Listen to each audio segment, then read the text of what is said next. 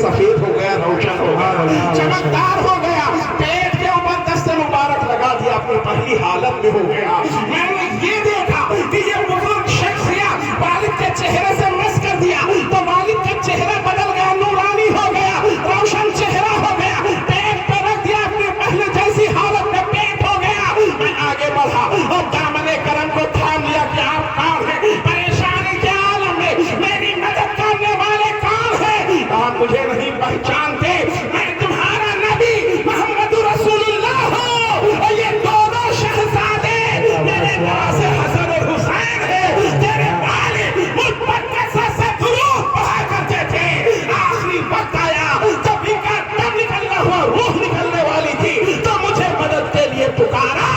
اور میں مدد کے لیے آ گیا۔ سبحان اللہ، سبحان اللہ، نعرے تکبیر، نعرے رسالت، قدس مقدس، علماء اہل سنت، نعرے تکبیر، نعرے جاتا ہے تو نبی کی پیدا ہو جاتی ہے، اور جس کے دل میں رسول اللہ کی محبت پیدا ہو گئی وہ دنیا میں بھی کامیاب ہے اور آخرت میں بھی کامیاب ہوئے گا۔ لیکن عادت ہمیں یہ بنانی ہے کہ ہم مجمع دیکھ کے پڑھنے کے عادی نہ بنے۔ ارے شوق ہے تو اکیلے میں پڑھا کرا، ہم مجمع دیکھتے ہیں تو ہماری محبت چرانے لگتی ہے۔ اب چند لوگ ہوتے تو اب کیا پڑھیں، اب کیا پڑھیں، آپ ہی پڑھ لو مولانا۔ اور جہاں بھیڑ ہوئی تو بھیڑ میں ہمیں پڑھنے کی عادت ہے۔ ارے یاد رکھو نبی سے محبت ہے تو اکیلے میں درود و سلام پڑھنے کی عادت بنا لو۔ پڑھو تم مشترکہ، پڑھو تم جو ہے تمام لوگ مل کر، کیونکہ مل کے سلام پڑھنا یہ فرشتوں کی سنت ہے، اور اکیلے میں عادت بنا کے کثرت سے پڑھنا یہ بزرگوں کا طریقہ ہے۔ کثرت سے لوگوں کو سنانے کے لیے نہ کریں، نبی کو راضی کرنے کے لیے۔ ابھی ندیم عظیم بابو نے پڑھا نا،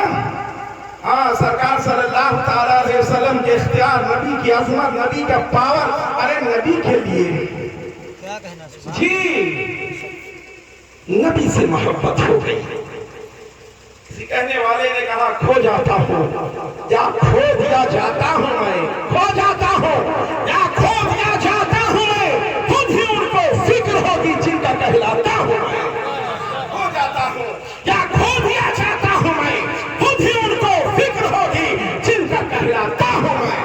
نبی سے محبت کرو، نبی والے ہم کہلاتے ہیں۔ نبی سے محبت ہوگی انشاءاللہ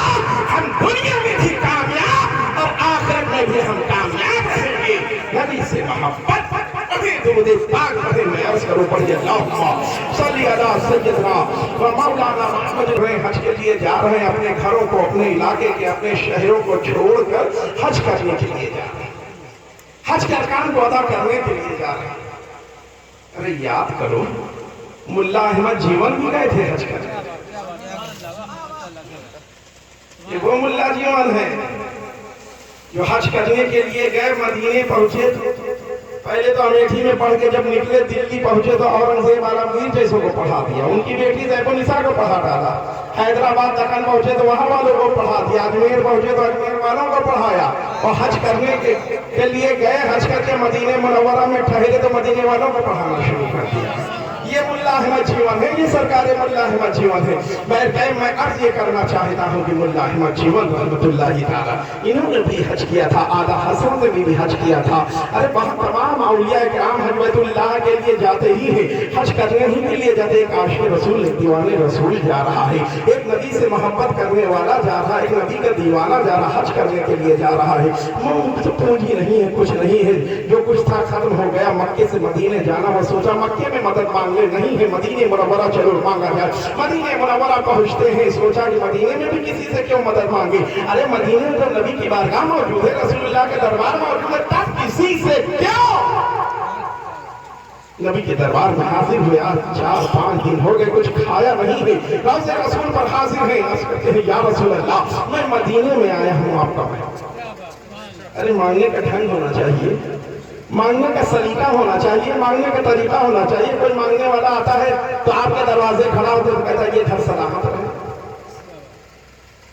نہیں پسیجیے تو اس گھر کے مالک سلامت رہیں، اس پر بھی نہیں پسیجے، تو کہا ان کا جوڑا سلامت رہے تو پسیجو گے، اس پہ بھی نہیں پسیجے بہت تنگ جوڑے سے، تو کہا کہ اس کے بچے سلامت رہے، کہا کہ اب جلدی دیو، اب دے دو کچھ نہ کچھ، سب کی سلامتی کی بات کر رہا تھا۔ مانگنے کا اے مہمان یہ گیا ہے، کہا یا رسول اللہ میں مدینے میں آیا ہوں، آپ کا مہمان ہوں، یا رسول اللہ آج 4 دن ہو گئے ہیں فاقہ کرتے ہوئے، بیٹھ گئے، قنوت کی تاری آنکھ بند، قسمت کا تارا چمکا، نبی میرے تشریف لیا ہے، رسول اللہ صلی اللہ تعالیٰ علیہ وسلم تشریف لائے، میرے آقا صلی اللہ تعالیٰ علیہ وسلم نے ارشاد فرمایا، ساتھ میں مولا دی مشکل کشا ہے، میرے نبی نے ارشاد فرمایا دی یہ 4 دن سے اس نے کچھ کھایا نہیں ہے، اس کو روٹی دے دو، میرے نبی کے ہوں پر مولا علی نے روٹی دیا، خواب میں ہی اس نے لے کے کھانا شروع کر دیا، آدھی روٹی کھائی، آدھی ہاتھ میں پکڑے ہوئے تھے، آنکھ کھل گئی، جب آنکھ کھلتی ہے تو دیکھا کھائی ہوئی آدھی روٹی ہاتھ میں ہے، آرہ حضرت جھومنے لگتے ہیں اور پکار اٹھتے ہیں یا رسول اللہ کون دیتا ہے دینے کو منہ چاہیے، کون دیتا ہے دینے کو منہ چاہیے، دینے والا ہے سچا ہمارا سبحان اللہ۔ میرے نبی صلی اللہ تعالیٰ علیہ وسلم کا آپ دیکھیں اختیار دیکھیں، نبی کا پاور دیکھیں، میرے نبی کا منصب میں عرض یہ کر رہا تھا کہ آؤ ذرا دیکھو آقا صلی اللہ تعالیٰ علیہ وسلم کیسی محبت فرماتے ہیں اپنے چاہنے والوں سے، اپنے محبت کیسی محبت ہے رسول اللہ صلی اللہ تعالیٰ علیہ وسلم کو اپنے محبت کرنے والوں سے۔ درود پاک پڑھوں میں عرض کروں پڑھیے اللہم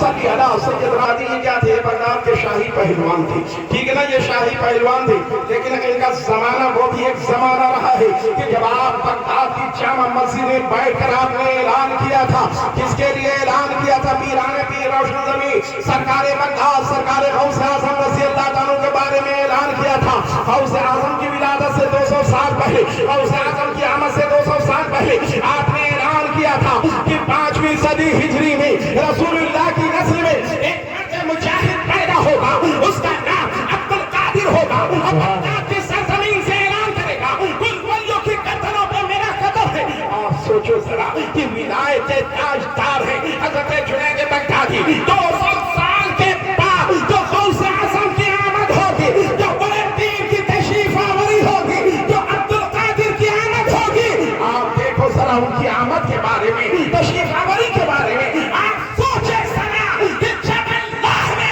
ان ولیوں کو اتنا علم غیب عطا کیا ہے تو رسول اعظم کو کتنا علم غیب عطا کیا ہوگا۔ اور حضرت جھوم جاتے ہیں، اب پکار اٹھتے ہیں یا رسول اللہ اور کوئی غیب کیا تم سے بھی ہو بھلا، اور کوئی غیب کیا تم سے بھی ہو بھلا، جب نہ خدا ہی جھکا تم پہ کروڑوں سبحان اللہ۔ سوچو یہ کون ہے حضرت جنید بغدادی؟ تھے کیا؟ یہ بغداد کی شاہی پہلوان تھے، شاہی پہلوان تھے بغداد کے لیے، ارے پہاڑ جیسا جسم، ہاتھیوں جیسی طاقت، جو درباری پہلوان تھے جی، ارے دربار میں ان کو ایک منصب ملا ہوا تھا، ان کی بھی کرسی رکھی تھی، یہ ان کی شان تھی۔ جنید بغدادی کی ایک اجنبی انسان آیا ہے، دربان سمجھتے ہیں کہ نہیں سمجھتے؟ شہروں میں دیکھتے ہو کہ شادی گھر کے باہر لیے کھڑے رہتے ہیں، ہاں وہ دربان ہوتے ہیں، پہلے اسی قسم کے جو ہے محل کے اور اندر ایک وہاں قریب میں کھڑا ہوتا ہے، تو جیسے جیسے بادشاہ سلامت آتے ہیں تو اسے بولی مکبر کہتے ہیں، اعلان کرتے ہوں، تو اس طریقے سے جو باہر یہ مین گیٹ پہ کھڑا ہوتا ہے نا دربان، وہ ایک اجنبی انسان آیا، پوچھا کیا کہا کیسے آنا ہوا؟ کہا اندر جائیں گے، کہا خیریت کام؟ کہا میں بادشاہ سلامت سے ملاقات کے لیے آیا ہوں، جنید کو میں چیلنج کروں، جنید کو چیلنج کروں گا، دیکھا انہوں نے اوپر سے نیچے تھا، جنید پہلوان ہے، پہلوان، یہ بچوں کا کھیل نہیں ہے، دیکھا اس کو؟ یہ آج کل کے لڑکے نوجوان سے ایک تو ٹی وی جیسے ہیں اور بنیان پہلے تو اس کو یہاں تک چڑھا لیں گے،